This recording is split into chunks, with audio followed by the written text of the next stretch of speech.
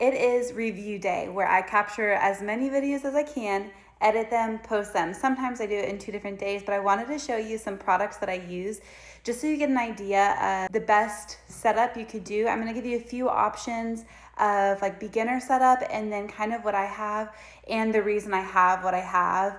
If I was married to somebody different, I wouldn't have this. So take it slow, take it easy, and I'm gonna show you the chaos too. Starting off with our mess. Here I'm reviewing all of these products. You see the mess back here and my mess. Something important to note is that I make sure that my background is clean. You know how if you go look at a house that's for sale and you scroll through the images, you're like, this house has so much potential, but why would you capture the laundry in the background?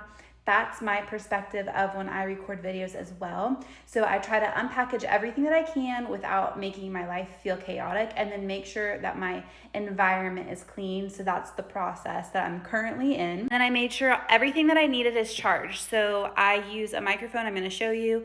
It's currently charging. I use a stand, my computer, for information that I look up. I'll explain that to you in a second. And then I use this device, my phone. Sometimes I use I think it's called a light box, something similar, I'll show you, or some sort of form of lighting so that the room that I record in has not really good lighting, and I want to make sure that everybody can see the product as I'm talking about it. So I try to make sure that I have good lighting. Product number 1 that I always use is this. It's a phone holder. It's got a magnet on the back. I switch up how I record, being vertical or horizontal, but I always use the back camera. So I try to set it up, start it, and then record so that I'm not really seeing what I'm doing. This light is one of them that I use.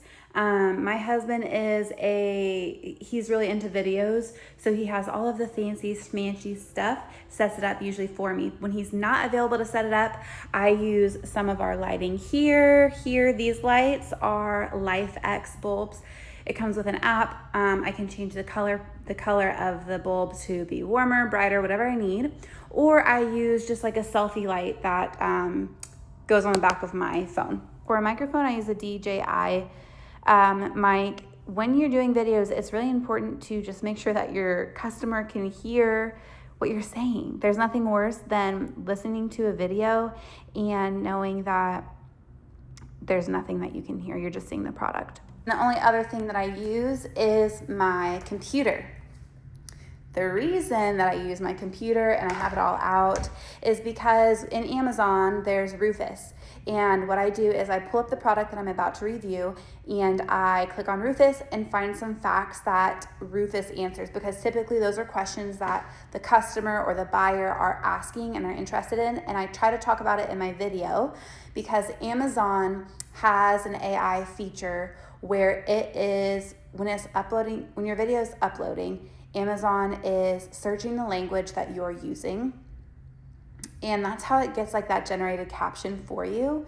So the language in your video is really important. Think if you're uploading a post on TikTok, a post on Instagram, or like a video on TikTok, you want your caption to have high SEO. That's kind of what you want your video to have in its verbiage. So it is 6:41. I have a lot of product. My goal is to have all of it at least recorded in an hour and a half. I have most of it built. I'm looking around at it. There's a few products that I'm not going to be able to do today because they are for my kids and I need them to be in it, which is like a whole nother topic. I try not to show their faces in the videos. But let's see how fast I do it.